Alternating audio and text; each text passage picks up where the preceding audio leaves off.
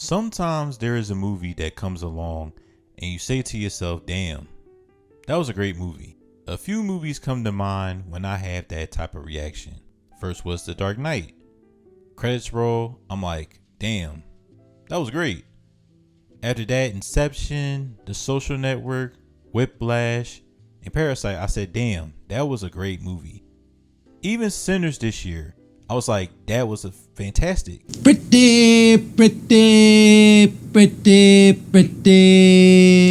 good. And I didn't think any movie can beat it this year. Well, y'all, I might be wrong. This movie, one battle after another, is the best movie I've watched this year.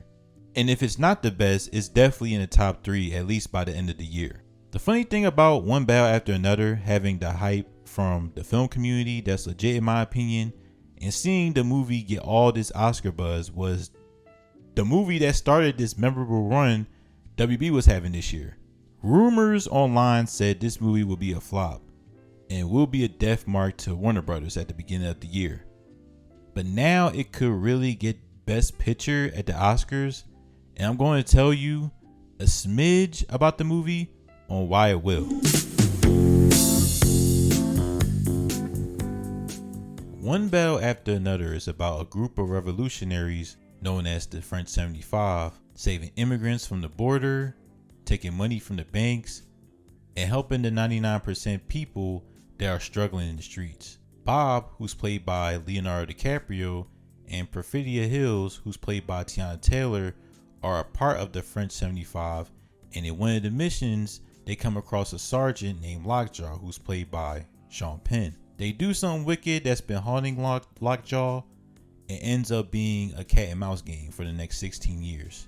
That's basically the premise of One Battle After Another, and there are a lot of themes this movie tackles that are well presented. This movie is political, so if you come out here thinking, I don't have to worry about thinking about which side to pick, thinking this movie not political, right from the beginning of the movie, you know what's up. Bro, Sean Penn's Lockjaw is like Vince McMahon and RFK put on a blender.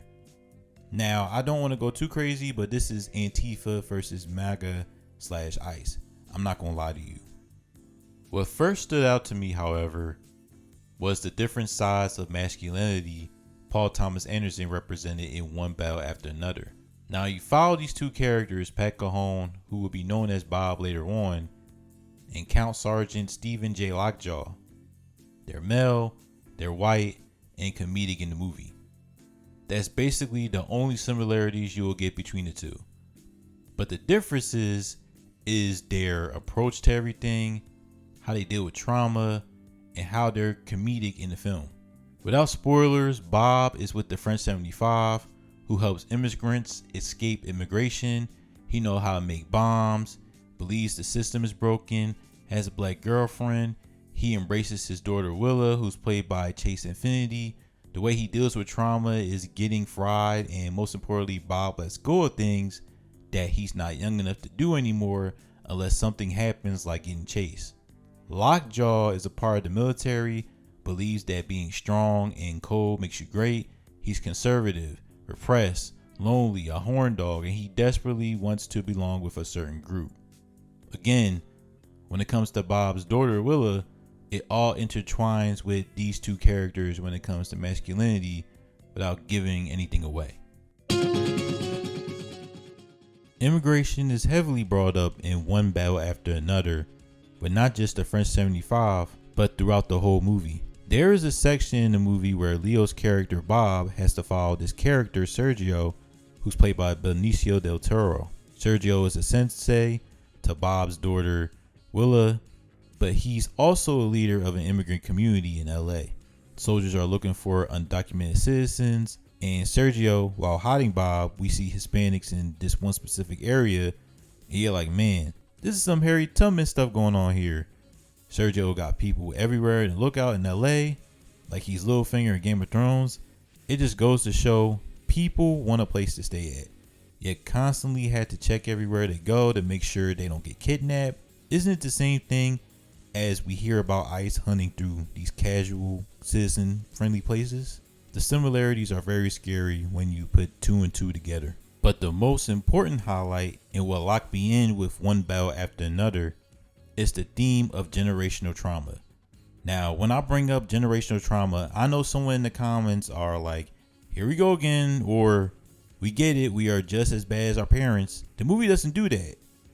In fact, the older generation in this movie are taking accountability that they did fail. That the older generation failed with the revolution, selfishness, scandals, addiction, and even causing harm to others. The message of this movie is they failed to give us a better future.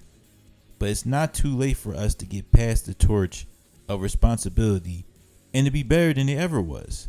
I'll say without spoilers, Willa goes through a lot throughout the movie, and she has a conversation with her dad that states this message.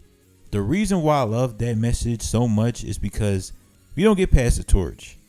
The older generation hold the baton too long, and as a result, there are misunderstandings and failures with not just politics, but with sports, music, business, gaming, and everything.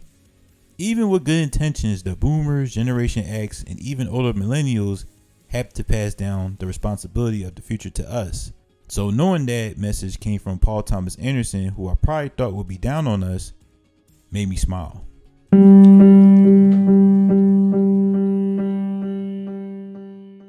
There is one more message throughout the movie that no one has been talking about, and it's the fact that the revolution is battling mediocrity.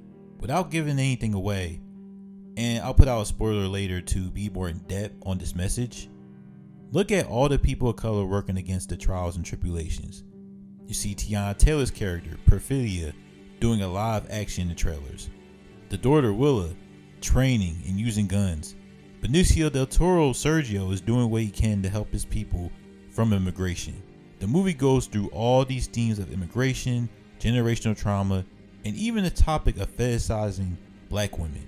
Yet look at who we follow surrounding all these topics towards, and for the most part, does nothing. Leo's character, Bob. There is a reason why in the promotions and throughout this movie, you just see him fried with his pajamas on, while all this stuff is happening around him. That's all I'll say.